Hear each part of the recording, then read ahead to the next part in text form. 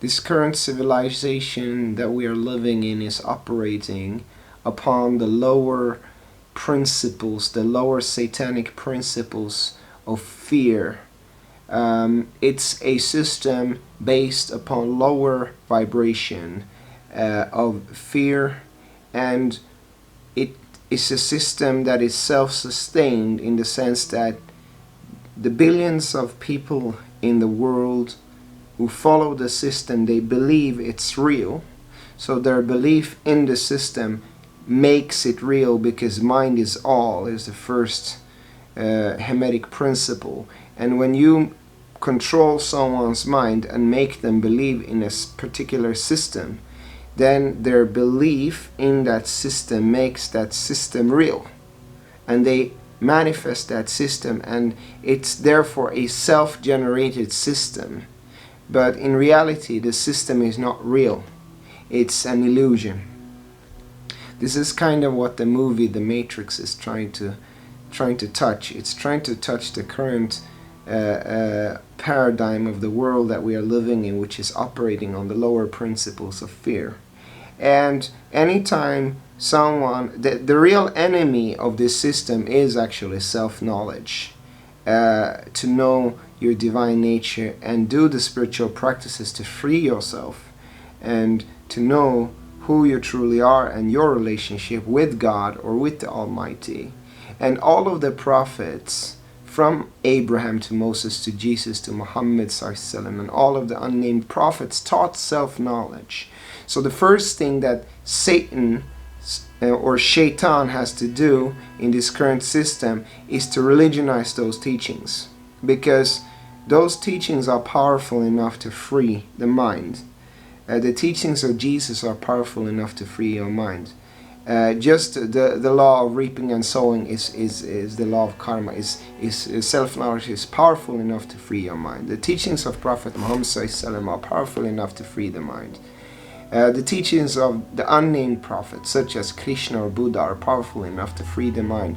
So Shaitan categorizes these into religions, educates certain sort of power figures within religion, and gives them good scholarship titles, and makes them educated in certain religious schools which have the stamp of approval by the system, so that now all of a sudden these priests, these so-called imams, are believable, and they are the ones who narrate God for you, and they teach you what to believe and what not to believe. And when you read the scriptures, you can never experience the scriptures for yourself.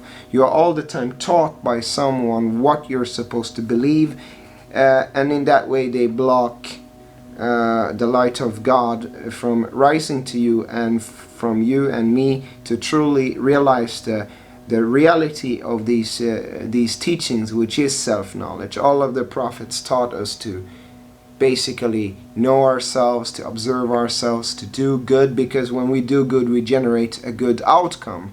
And in that sense, all of the prophets, and this is confirmed in Quran in more than one place, taught you that you sort of generate your reality. But the system does not want you to know that you generate your reality. The system wants you to believe that there are external forces that you are not in control of that generate your reality. So you're essentially a victim, not powerful. You don't have the power yourself to change your reality. So you are all the time now depending on someone else rather than yourself to create your reality. And this is the mental slavery of the system. And the system has its experts, its sort of approved scientists that are sort of elite priests, in a sense, that tell you what to believe since you are 7 years old, and you go to school for sort of, in that sense, indoctrination into the system.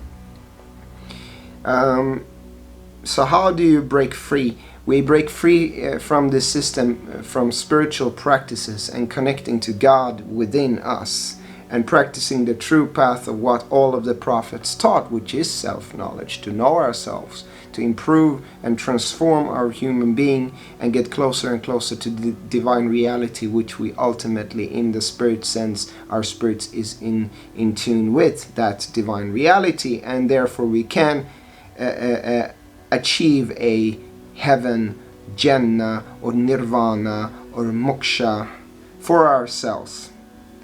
And that way we break loose from the system, we become free, and now we can observe the system. When you can observe the system, and this is happening all over the world, many people are waking up, and many people are starting to sort of see these kinds of things. When you start observing the system loses its control over you, because now you're operating on a higher frequency, and the lower frequency of fear is no longer sufficient to keep you in check and control your behavior as to where the system wants you to be. Now you are free to sort of operate on your own level, and you can see, you can look down, you can observe like the all-seeing eye, the system itself.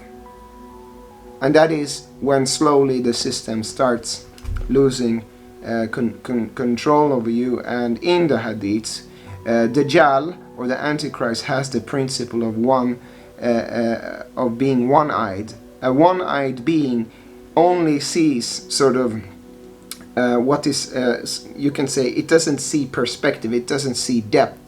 So it essentially is talking about the dajjalic principle of low vibration and not being able to see depth.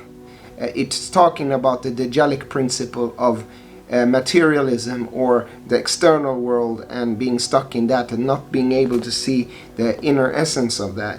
So this is the nature of the undoer of Christ, the antichrist, the dajjal.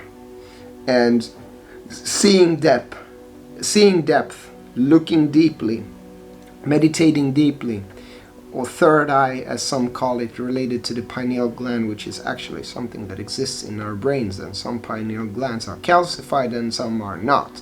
It's related also to melanin. But yes, that is how we break free, by overstanding or understanding the system itself. And this can be done by spiritual practices. Hopefully this video has been helpful. Assalamu alaikum wa rahmatullahi ta'ala wa barakatuhu.